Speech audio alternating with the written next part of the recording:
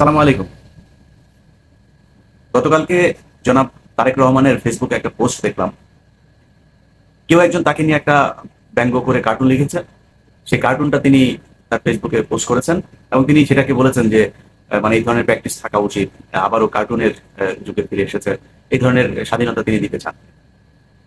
তো তারেক রহমান সহ বাংলাদেশের সব রাজনীতিবিদদেরকেই বলতে চাই, যারা আওয়ামী লীগ করে এদের বাইরে যারা আছে তাদেরকে, ইনক্লুডিং এই যে যে অ্যাডভাইজার যারা হয়েছেন তাদেরকেও বলতে চাই যে সবার সাথে যে আচরণ করা হয়েছে আওয়ামী লীগের সাথে এই আচরণ করা যাবে না। তো আপনি প্রশ্ন আসতে পারে যে মানে যারা সাংবাদিক যারা কার্টুনিস্ট আছে তারা কি আসলে আওয়ামী লীগ কিনা? ইয়েস, তারা আওয়ামী লীগ। গতকালকে রাহুল রাহা যে এই সারা বছর শেখ হাসিনার মানে ছায়া ব্লাউজ ধরে তারপরে চামচামো করেছে, সেই রাহুল রাহা এখন গতকালকে খোঁজ নেন, গতকালকে তার অফিসে মিটিং হয়েছে একটা, সেই মিটিং এ তিনি বলেছেন যে আমরা এতদিন সাংবাদিকতা করি নাই, এখন থেকে আমরা সাংবাদিকতা করবো, রিয়েল সাংবাদিকতা আমরা এখন থেকে করবো। তো রিয়েল সাংবাদিকতাটা কি? রিয়েল সাংবাদিকতা হচ্ছে গত 1/11-এর সময় আপনার মনে আছে বিএনপির বিরুদ্ধে এই যে মুসাদ্দেক হোসেন ফালু থেকে শুরু করে সবার এর ঘরে নাকি এই পাওয়া গিয়েছে, ওর ঘরে ওই পাওয়া গিয়েছে, এই সেই নানান মানে সারাটা দিন ওই নিউজ। আচ্ছা আপনি বলেন 2001 থেকে 2006 সাল পর্যন্ত দুর্নীতি হয়েছে, আমি অস্বীকার করছি না। আপনি আমাকে জবাব দেন যে 2001 থেকে 6-এর সময়টাকে যদি দুর্নীতি ধরা হয় আর সেই দুর্নীতিটাকে যদি মনে করেন একটা তেলাপোকা ধরা হয়, তাহলে 2009 থেকে 2024 পর্যন্ত শেখ হাসিনা যে দুর্নীতি করেছে সেটা কোন প্রাণী হিসাবে আসবে? মানে ওই প্রাণী পৃথিবীতে না, হাতি টাতি যাই বলেন কোনোটাই আসবে না। সেই নিউজ কোথায়? এই প্রায় 10 দিন পার হয়ে গেল, কোনো নিউজ আছে? মানে মনে হচ্ছে যে বাংলাদেশে এর আগে আপনার মানে খুব হযরত ওমর রাদিয়াল্লাহু তাআলা আনহু তিনি ক্ষমতা চালিয়ে গিয়েছেন, এখানে কোনো দুর্নীতি টুর্নীতি কোনো কিছুই হয় নাই। আসলেই কি তাই? কেন হচ্ছে না? কেন হচ্ছে না জানেন? এই যে তারেক রহমান কালকে আপনার কার্টুন দেওয়ার পরে তারপর তাদেরকে অভিনন্দন জানিয়েছেন, এই জন্য। জিনিসটা এত সহজ না। খোঁজ নেন, আপনারা বিএনপির যারা আছেন আপনারা যা খোঁজ নেন, এখনো সময় ইসলাম চ্যানেল আইতে উপস্থাপনা করছে। আপনার খান মোহাম্মদ রুমেল, অখিল পোদ্দার, মঞ্জুরুল আলম পান্না, এরকম আমি অন্তত 100 নাম বলতে পারবো যাদেরকে দেখেছি চরম চামচামো করেছে, সারাটা বছর আমাদের বিরুদ্ধে কথা বলে এসছে। বাংলাদেশের এই আন্দোলন সংগ্রাম, মানুষকে ভারত বিরোধিতা বুঝানো, ভারতের ব্যাপারে মানুষকে সচেতন করা, আমার কোনো নাই, ক্রেডিট নাই, একদমই কিচ্ছু নাই, কোনো কিছু করি নাই। এত সহজে ভুলে গেলে হবে না, তাহলে বিপদ আবার আসবে। আজকে যে শাবান মাহমুদ ভারতে প্রেস সেক্রেটারি হিসাবে নিয়োগ পায়, এই শাবান মাহমুদ, প্রেস সেক্রেটারি নাইমুল ইসলাম খান, এরা বিএনপির সময় সুবিধা নিয়েছে। মুজাম্মেল বাবু পর্যন্ত বিএনপির সময় যথেষ্ট ভালো পজিশনে ছিল, খোঁজ নিয়ে দেখেন, যান 21 টেলিভিশনে যান। যারা বিপদে ছিল তাদের খোঁজ নেয় নাই, বরং এদিন শুনলাম 21 টেলিভিশনের চেয়ারম্যান আপনার টেলিভিশনে আবার ফিরে গিয়েছেন, তার বিরুদ্ধে নানান ধরনের ষড়যন্ত্র হচ্ছে। কারণ কি? এই লোক তো জেল খেটেছে, এই লোক 2 বছর জেলে ছিল, কিন্তু তাদের বিরুদ্ধে এখন আবার লোকজন লেগে গিয়েছে শুনলাম। আর যারা এতদিন আওয়ামী লীগের বিরোধিতা করেছে তারা এখন সুশীল হিসেবে উপস্থাপিত হচ্ছে। বলে রাখলাম, আবারও পায়ে সবল দেবে এরা যদি সুযোগ পায়। আমি ইলিয়াস, আমার কোনো কারোর উপদেষ্টা হওয়ারও দরকার নাই, অনেকের উপদেষ্টা হওয়ার খায়েশ আছে, অনেকে অনেক কিছু হইতে যাচ্ছে। আমি ইলিয়াস যেদিন সরকার, এই সরকার কিংবা তারেক রহমানের সরকার থেকে যেদিন 1 টাকার সুবিধা আনতে যাব, সেদিন আমার বললেন যে আমি কে। যা মনে চায়, যেমন আমার সব চ্যানেল সব জায়গা থেকে সাবস্ক্রাইব করে চলে যান। এই কথা আপনাদেরকে আজ থেকে আরো 5 বছর আগে বলেছিলাম, ইলিয়াস কোনোদিন সুবিধা নেবেন। আজকেও বললাম, আল্লাহ যতদিন বাঁচায় রাখে ততদিন আমি আজকে যেখানে আছি আল্লাহ যেন সেই জায়গাতেই রাখেন। অতএব কোনো সুবিধা নেওয়ার জন্য বলছি না। একটা গণমাধ্যম বিশাল আকারে গুরুত্বপূর্ণ একটা বিষয়। একটা দেশের জনমত তৈরির ক্ষেত্রে আমি কিংবা কনক সারোয়ার কিংবা পিনাকির মতো এরকম ইউটিউব চ্যানেল যদি এত বিশাল ভূমিকা রাখতে পারে, দেশের মেইন স্ট্রিমের যে গণমাধ্যম সেগুলো বিরাট আকারের অবদান রাখতে পারে। যে কোনো সময় তারা দেশের পরিস্থিতি পাল্টে দেওয়ার ক্ষমতা রাখে যদি সবগুলো গণমাধ্যম একসাথে কাজ করে। আপনি কেমনে এগুলোকে সামাল দেবেন? সবাই তো তাদের টাকা পয়সায় চলেছে। এখনো শেখ হাসিনার কাছে যে পরিমাণে টাকা পয়সা আছে, আপনি ওই সাংবাদিককে টাকা দিয়ে, যে টাকা খায় তাকে টাকা দিয়ে আপনি খুশি করতে পারবেন? শেখ হাসিনা তার বলবে $1 মিলিয়ন দিয়ে দেন এক একটা পত্রিকার টেলিভিশনের মালিককে, দ্যাটস ইট, সে তার মতো করে কাজ করবে। আপনি কি দিবেন ওই সাংবাদিককে? কিছু দিতে পারবেন না তো। অতএব যারা এখন এই মুহূর্তে এদেরকে এত সহজভাবে নিচ্ছেন এলাকা এলাকায়, আমার এলাকার কথাই জীবননগর চুয়াডাঙ্গা যেটা বললাম, যে তারা বিএনপির লোকজন এখন আওয়ামী লীগের লোকজন এখন বিএনপিতে যোগ দিচ্ছে এবং বিএনপির অনেক নেতা, বড় বড় নেতারা তাদেরকে ওয়েলকাম করছে, তাদেরকে ঢুকিয়ে নিচ্ছে। অন্য ছোট ছোট যারা এতদিন তাদের দ্বারা টর্চার হয়েছে তারা এখন কথা বলতে পারছে না। সব জায়গাতে একই অবস্থা হচ্ছে। আপনি সময় ইসলাম এগুলো এখনো টেলিভিশন চ্যানেলে যায়, ভাই ওই জায়গা আগে পরিষ্কার করেন। আপনি বলে রাখলাম, সময় টেলিভিশন এখনো পর্যন্ত প্রতিটা মুহূর্তে, ওই ইন্ডিয়াতে একটা রিপাবলিক টিভি আছে, তাদের মতো করে নিউজ করে যাচ্ছে যে হিন্দুদেরকে এই করা হচ্ছে। খুব সূক্ষ্মভাবে, তারেক রহমান সাহেব আপনাকে বলি, খুব সূক্ষ্মভাবে সময় টেলিভিশন সহ এইসব টেলিভিশনগুলো এই মানে আওয়ামী লীগের হয়ে তারপরে কাজ করছে। অতএব আমি মনে করি যে তারেক রহমান অত্যন্ত ভদ্র একজন মানুষ, তিনি বাংলাদেশে ভদ্র রাজনীতি চায়, কিন্তু ভদ্র রাজনীতি করতে গেলে অভদ্র লোকজনকে শাস্তি দিতে হবে। আমি চাই না, আমার সেই স্বপ্নও নাই, এই স্বপ্ন দেখিও না যে বাংলাদেশে কোনো টেলিভিশনের যা সম্পাদক হবো কিংবা মালিক হবো বা আগের মতো কোনো একটা প্রোগ্রাম করব, কিছুই হবো না। এই দেশে যাবো কিনা সেটাও সন্দেহ আছে, কারণ হয়তো এর মধ্যেই দৌড় দিতাম যদি একজন থাকতো, সে নাই, কি দেখতে যাব, কার জন্য যাব বাংলাদেশে? তো আপনার মাথায় রাখতে হবে যে আমরা ক্ষমতার জন্য এগুলি বলি নাই, এখনো ক্ষমতার জন্য এগুলি বলছি না। আপনি খুব নিউট্রাল সাংবাদিকতা চান বাংলাদেশে, আপনার বিরুদ্ধে কেউ কার্টুন করুক সেটাকে আপনি ওয়েলকাম করেন, আপনি খুব সুন্দরভাবে নেন, কোনো সমস্যা নাই, কিন্তু সেই সাংবাদিক আসলেই নিউট্রাল সাংবাদিক হইতে হবে।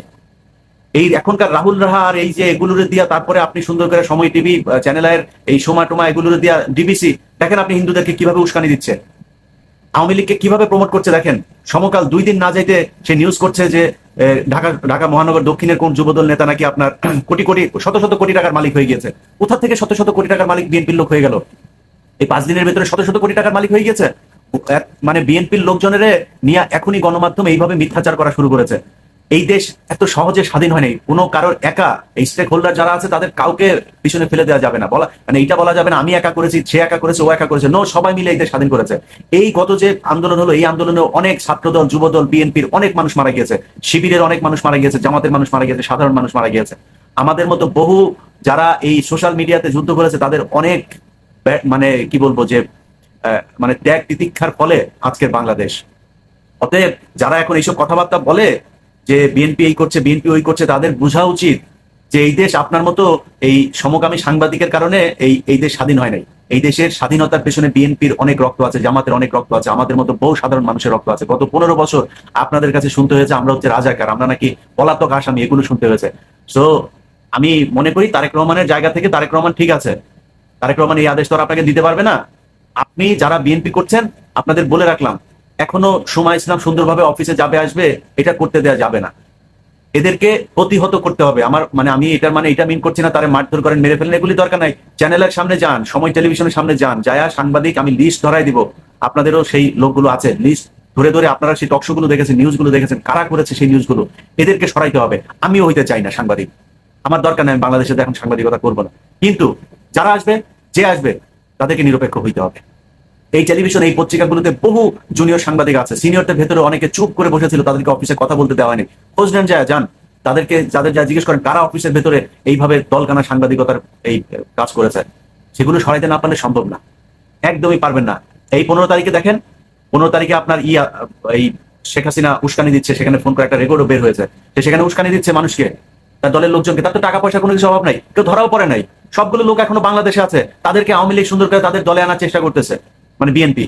এবং আমি এই গত 10 দিন হয়ে গেল, এখন পর্যন্ত এরকম কোনো চিরুনি অভিযান দেখলাম না যে তাদের করতে হয়, মানে তাদেরকে ধরা হচ্ছে, এরকম কোনো কিছু দেখছি না। কিছু কিছু মানুষকে শুনছি ধরা হচ্ছে, তারা কোথায় আছে কেউ জানে না। দেশে কি মানে কোনো আইনের শাসন নাই, কিছুই নাই, তারা অন্য জায়গায় থাকবে কেন, ক্যান্টনমেন্টে থাকবে কেন, মানে তাদেরকে লুকায় রাখা হবে কেন? তাদেরকে কোর্টে আনতে হবে, তাদের বিচার শুরু করতে হবে, কাকে কাকে আটক করা হচ্ছে তাদের নাম বলতে হবে যে এই ব্যক্তি আটক হয়েছে, কারণ তারা তো খুনি, তারা খুন করেছে। গত 1 সপ্তাহ আগে তারা বাংলাদেশে বিশাল বড় একটা জেনোসাইড করেছে, সেগুলি বিচার করতে হবে না? এদেরকে তো ধরতে হবে, সেটা করা হচ্ছে না।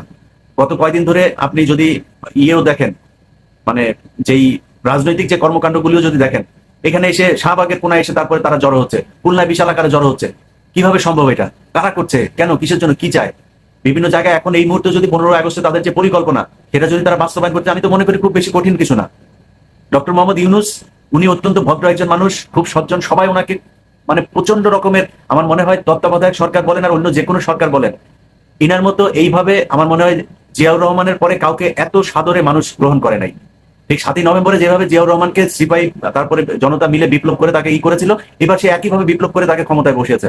সো ডক্টর মোহাম্মদ ইউনূসের কাছে আমার অনুরোধ, ভিডিওটা যদি আপনি তো এখন অনেক ব্যস্ত, যদি অন্য কেউ হলেও ওনাকে একটু করেন, যে ওনার একটা ভিডিও দেখলাম রাস্তার ভেতরে উনি ট্রাফিক ছেলে তারপরে যাচ্ছেন, আমার মনে হয় বিষয়টা আর একটু সিরিয়াসলি নেওয়া উচিত। কারণ দেশে রয়ের যে তৎপরতা গত 15 বছরে তাদের যে মানে কি বলবো যে বিল্ডিংটা বিল্ড আপ হয়েছে, সেটা কিন্তু অনেক গোপন। আমার বিশ্বাস যে আপনি সেই জিনিসগুলো নিশ্চয়ই আপনার মাথায় আছে। আপনাকে এটা একটু মানে সাবধানে চলাফেরা করতে হবে।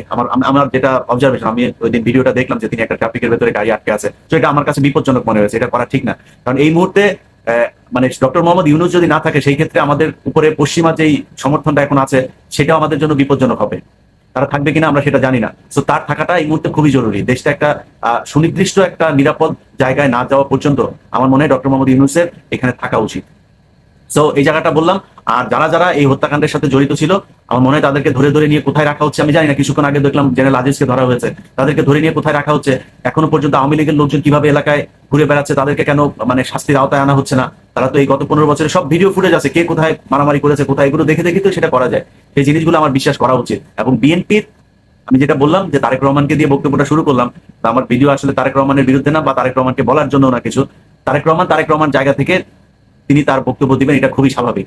কিন্তু আপনারা যারা মাঠে আছেন তাদেরকে এটা খুব সূক্ষ্মভাবে সুন্দরভাবে চিন্তা করতে হবে। গত কয়েকদিন আগেও যে সময় ইসলাম নীলুফার চৌধুরীর মনিয়াপাকে এইভাবে অপমান করলো ডেকে এনে, সেই সময় ইসলামরা বাংলাদেশে এত সুন্দরভাবে সাংবাদিকতা করতে পারে না।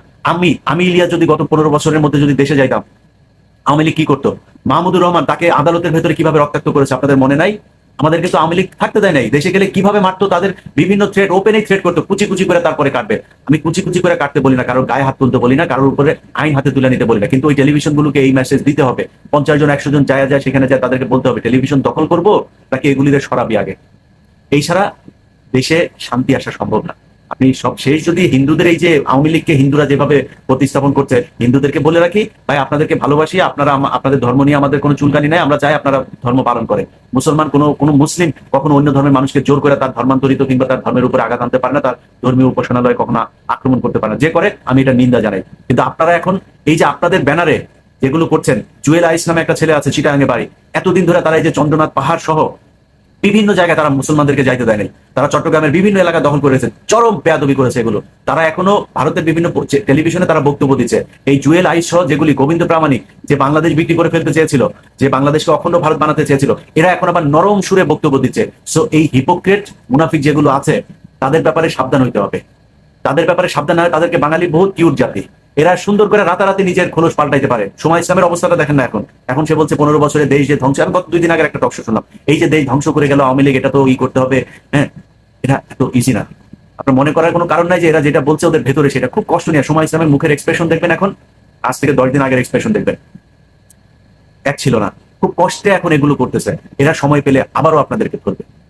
এই জায়গাগুলো আমার মনে হয় ঠিক করা উচিত। এই জায়গা ঠিক না করলে সামনে ভবিষ্যৎ, 15ই আগস্টেই কি হয় সেটা খুব বলা জরুরি, মানে বলার মতো অবস্থা আমার মনে হয় মানে অসম্ভব।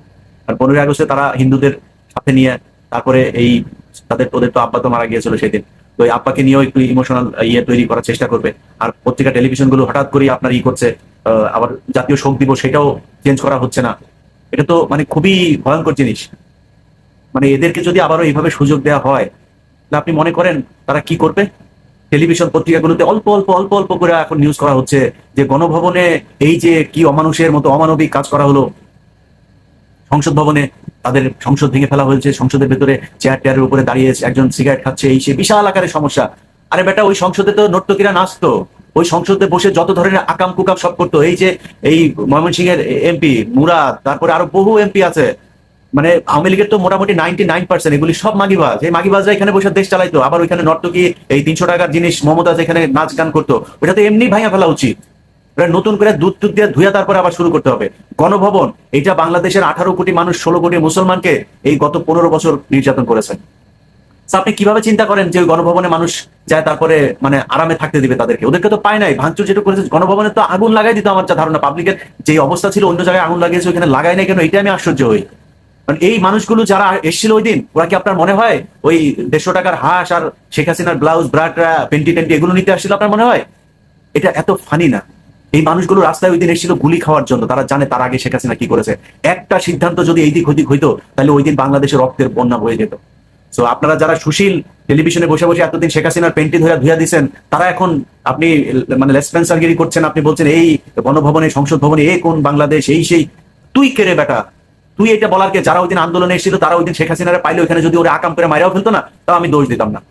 শেখ হাসিনারা যদিও করতো না, গন্ধ জিনিস এটা করতো না, কিন্তু যদি ইয়াং হইতো, যদি পোলাপান করতো ওরে পাওয়ার পরে, বললো আমি এটা খুব খারাপ কিছু মনে করতাম না। কারণ কি জানেন? কারণ এরা ওই দিন মরতে এসেছিল। আমি আর আপনি ওইখানে মরতে জানি। আপনি যে বালের সুশীল এখন সুশীলগিরি দেখাইতেছেন না, আপনি রাস্তায় নামেন নাই। প্রোফাইল পিকচার লাল কইরা তারপরে আপনি রাতারাতি মুক্তিযোদ্ধা সাজিয়ে গেছেন। ওই ৭১-এ আপনার মেজর জলিল লিখে গেছে কিভাবে আওয়ামী লীগ মানে ১৬ই ডিসেম্বরে সব মুক্তিযোদ্ধা হয়ে গেল। ওইভাবে এখন নতুন নতুন কিছু মুক্তিযোদ্ধা হয়েছে যারা এই আশপাশেও যায়নি। তো এই মুক্তিযোদ্ধাদের থেকে দেশ বাঁচাইতে হবে। আমি মনে করি যে কোনো দল না, যে যে যে চামচামু করেছে, যে কোনো দলের পক্ষ হয়ে কথা বলেছে, কাউকে না, নিউট্রাল মানুষ আসুক, যারা আসলে নিরপেক্ষ, যারা আসলে এই কয়েক বছর ধরে সরকারের বিরুদ্ধে কথা বলেছে তারা আসুক। ওই যে আপনার ইউটিউবে কথা বলে আরেকজন, কি বলে ওনার নাম, ডক্টর জাহেদুর রহমান সম্ভবত। তো এই জাহেদ ভাই, উনি জাহেদ টেক নামে যে ইউটিউব চ্যানেল আছে, ওনারা তো সরকারের বিরুদ্ধে কথা বলছে, ওনাদেরকে নিয়ে বসান। যারা এতদিন সরকারের বিরুদ্ধে কথা বলছে, মানে অনিয়ম অপরাধের বিরুদ্ধে কথা বলছে নিরপেক্ষ জায়গায় থেকে, তাদেরকে নিয়ে টেলিভিশনগুলোতে বসান। নুরুল কবির ভাইকে দায়িত্ব দেন যে কারা কারা চামচামি করেছে, নুরুল কবির ভাই বসাক কোথায় কোথায় করতেন। প্রয়োজনে নুরুল কবির ভাইয়ের হাতে ৩টা ৪টা ৫টা টেলিভিশন পত্রিকা দিয়ে দেন। এই ধরনের মানুষ কি